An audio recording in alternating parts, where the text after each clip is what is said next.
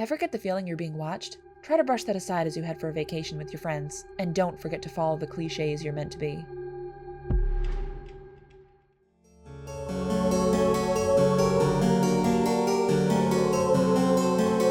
What's going on, guys? It's your BFF Snowy Oreo 663 here, right now. And for day 20 of the Scare-A-Thon, we have a modern classic with The Cabin in the Woods from 2011. This is another one of my favorite horror films of all time. So yes, I had seen this one before the marathon. It's another one of those movies that works best when you go in completely blind. So if it seems interesting throughout the summary, give it a go. You'll get so much more out of it if you experience the final act without spoilers. I'll start with a brief synopsis, go into my thoughts, and then dive into spoiler territory with a full summary.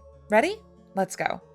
Dana and her college friend Jules are heading to a remote cabin for a weekend getaway. Joining them is Jules' boyfriend Kurt, yes, that is Thor, and Kurt's friend Holden that everyone is hoping will get with Dana. Oh, and the friend group wouldn't be complete without their stoner friend Marty. They head to the cabin after getting spooked by a weirdo at a gas station. Finding the cabin has a few oddities of its own. That night, after a few drinks and Marty notes everyone is acting a little off, they find a cellar full of random items. Once Dana finds a mysterious diary, something begins to rise from the earth. Meanwhile, a group of office employees are monitoring the group, all for some very important purpose.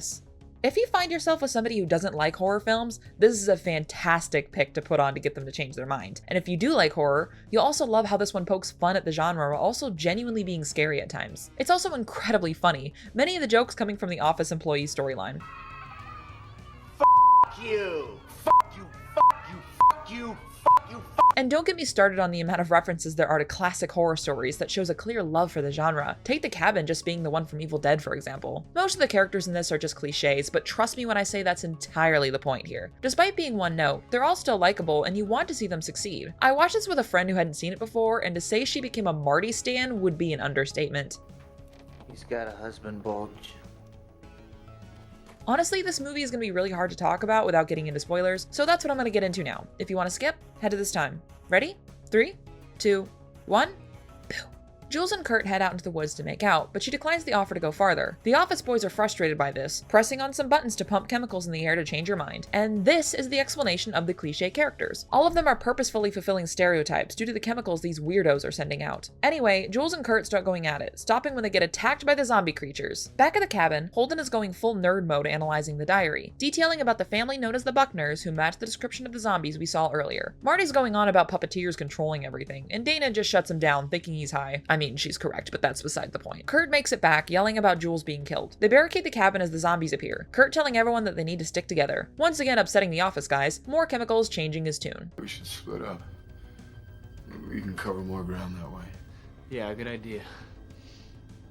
Really? Separating into their rooms, Marty finds a hidden camera but gets pulled out of his room by one of the zombies, stabbed with a trowel and dragged into the earth. No, Marty.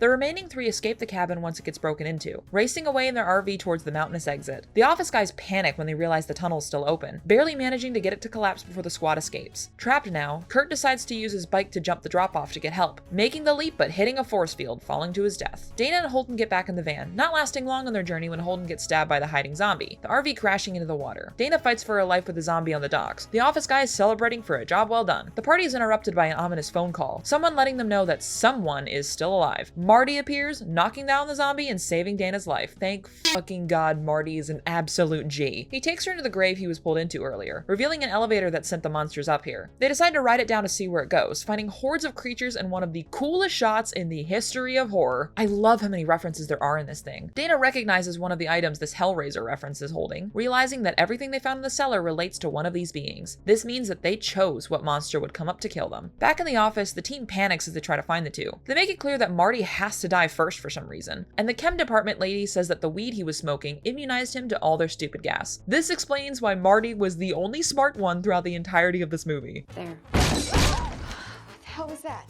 The wind must have blown open.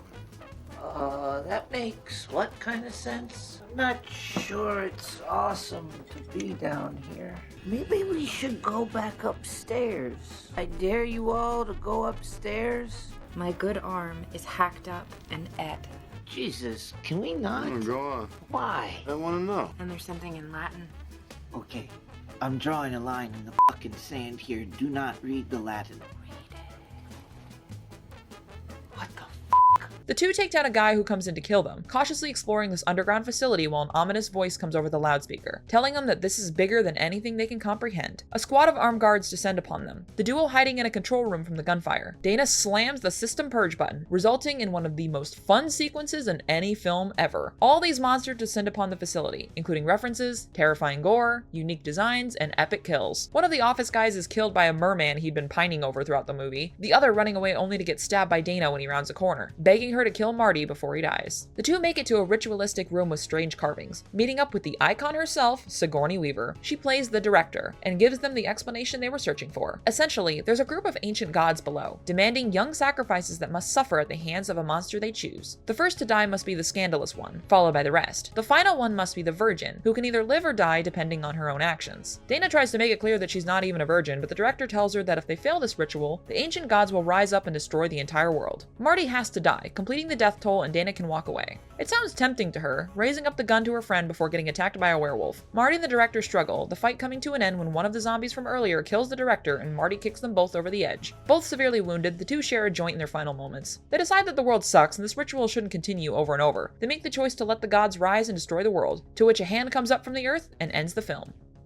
Such a unique story and premise. This film could in a sense be canon to literally any other horror film in existence, and with the lore behind it, it could also explain any other horror film too. That's what I love about this movie. It's so accessible to those who don't know much about the genre and feels like a celebration of the genre to those who love it. Not to mention the heavy commentary of the nature of horror films and the audience's demand for the same shit over and over again. I love that. I do think its only weak point is that the dialogue's a little bad sometimes, and I think it reveals a little too much at the start, but whatever, the ending more than makes up for that. Even without the epic climax, this one is just so fun. From the humor, the gore, the meta style, and the clear enjoyment all the actors are having on set. While sometimes it can feel it's taking a little too long to get to that explosive reveal at the end, the rest of the film is so full of energy. You'd be hard pressed to find anyone who doesn't think Marty is the best character in the history of stoners. I'm giving this one 4 out of 5 stars. Thanks so much for watching my video. As for tomorrow's movie, it's sometimes said that your pets are a good judge of character. And my cat really doesn't like that mother and son that moved in down the street. Bye!